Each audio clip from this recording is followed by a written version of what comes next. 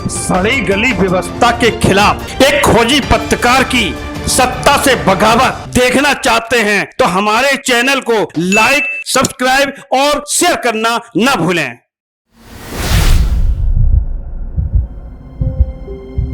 नमस्कार, आप देख रहे हैं दृष्टांत न्यूज और मैं हूं गार्गी आर्यागर। इतिहास में मोहम्मद बिन कासिम, इसे कौन नहीं जानता है। मोहम्मद बिन कासिम इस्लाम के शुरुआती काल में उमैयद खिलाफत का एक अरब सिपहसालार था। 17 साल की उम्र में ही उसे भारतीय उपमहाद्वीप पर हमला करने के लिए भेज दिया गया था। कासिम का जन्म सऊदी अरब में स्थित ताइफ शहर में हुआ था। वह अल सफीक कबीले का सदस्य था। मोहम्मद बिन कासिम के पिता कासिम बिन यूसुफ का जल्दी देहांत हो गया था। इसके बाद कासिम के चाचा हज्जाज बिन यूसुफ ने, जो कि इराक के गवर्नर थे, उसने कासिम को युद्ध और प्रशासन की कलाओं से अवगत कराया और एक बेहतरीन सैनिक के रूप में उसे तैयार किया।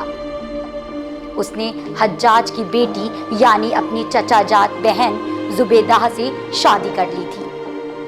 मोहम्मद बिन कासिम का विजय अभियान भारतीय उपमहाद्वीप में आने वाले मुस्लिम राज का एक बुनियादी घटनाक्रम माना जाता है। कासिम ने ही सर्वप्रथम भारत पर जजिया कर लगाया था, लेकिन इस कर से बच्चे, अपाहिज, साधु संत, ब्राह्मण एवं महिलाओं को मुक्त रखा गया।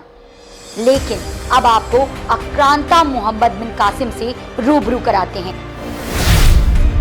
1710 ईस्वी में इराक के गवर्नर हज्जाज बिन यूसुफ के आदेश पर मोहम्मद बिन कासिम ईरान के शिराज शहर से 6000 सैनिकों और 3000 ऊंट, जिस पर जरूरत का सारा सामान मौजूद था, के साथ पूर्व की ओर रवाना हो गया। जब वह मकरान पहुंचा तो वहां के गवर्नर ने उसे 6000 ऊंट और कई सैन्य दस्ते देकर उसकी मदद की। उस समय मकरान पर अरबों का राज था।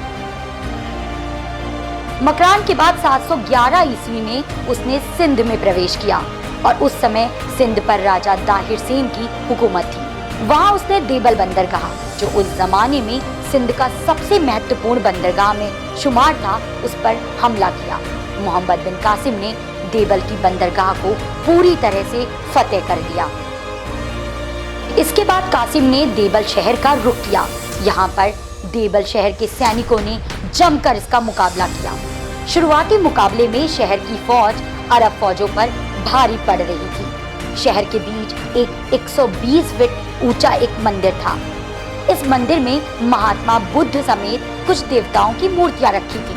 इस मंदिर के ऊपर एक झंडा लगा हुआ था। शहर के लोगों का मानना था, जब तक ये झंडा मंदिर पर लहराता रहेगा, कोई लश्कर उनके शहर को जीत नहीं सकता।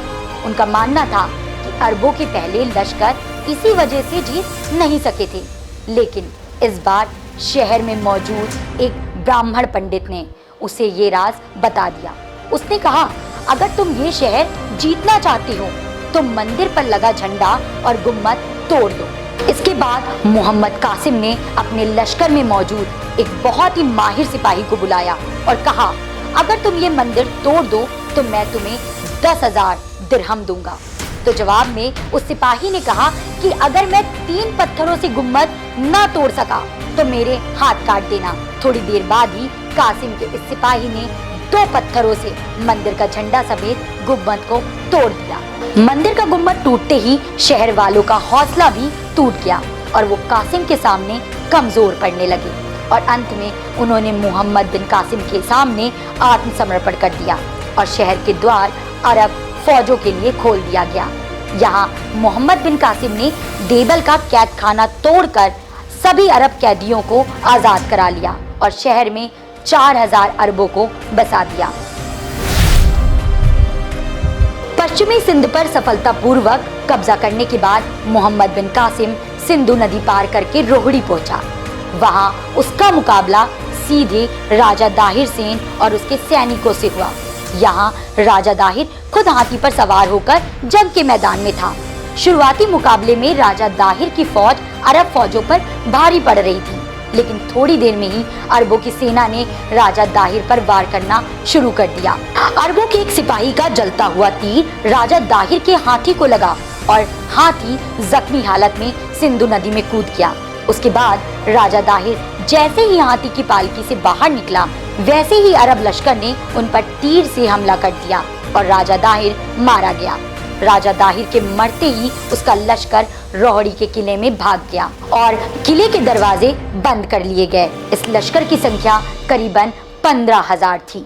इस किले में राजा दाहिर की पत्नी रानी बाई भी मौजूद थी, जिसके बारे में कहा जाता है कि ये राजा की सगी बहन थी, जिसने राजा से शादी की हुई थी। अब अरब लश्करों ने किले पर हमला किया। रानी बाई ने कई दिनों तक अरब लश्करों से मुकाबला किया, लेकिन जैसे ही अरब लश्करों ने किले की दीवारों को तोड़ दिया, वैसे ही रानी बाई ने किले में मौजूद सभी औरतों के साथ खुद का जौहर कर लिया। इसके बाद राजा दाहिर का बेटा जयसेना चित्तौड़ की तरफ भाग गया। पूरे सिंध पर मोहम्मद बिन कासिम का कब्जा हो गया। ब्राह्मणाबाद और मुल्तान को भी कासिम ने जीत लिया। यहाँ से मोहम्मद बिन कासिम ने सौराष्ट्र की तरफ भी अपने सैन्य दस्ते भेजे, लेकिन राष्ट्रकूटों के साथ उसकी संधि हो गई। उसने बहुत से भारतीय राजाओं को खत लिखे कि वे इस्लाम अपना लें और आत्म समर्पण कर दें। उसने कन्नौज की तरफ भी 10,000 सैनिकों की एक टुकड़ी भेजी, लेकिन कूफा से उसे वापस आने का आदेश आ गया और ये विजय अभियान रोकना पड़ा। फतेहनामे सिंध किताब चचनामा के अनुसार मोहम्मद बिन कासिम ने राजा दाहिर सेन की बेटियों परिमला और सूर्या को तोहफे में अरब खलीफा के पास भेज दिया। जब वो खलीफा के दरबार में पेश हुई तो उन्होंने अपने पिता की मृत्यु का बदला लेने के लिए खलीफा से कहा। मोहम्मद बिन कासिम पहले ही उसकी इज्जत लूट चुका है और अब खलीफा के पास भेजा गया है।